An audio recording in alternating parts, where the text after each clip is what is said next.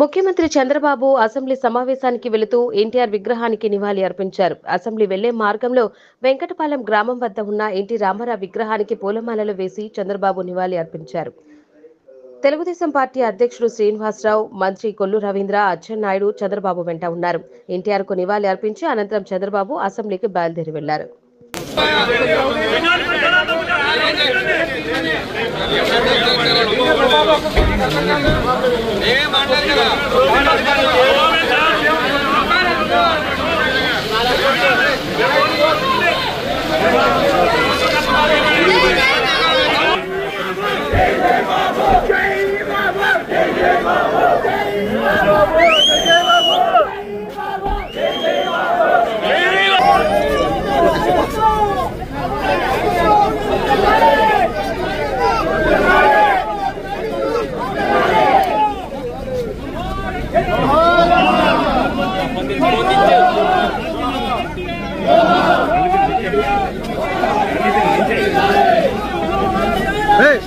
phone నుంచాయా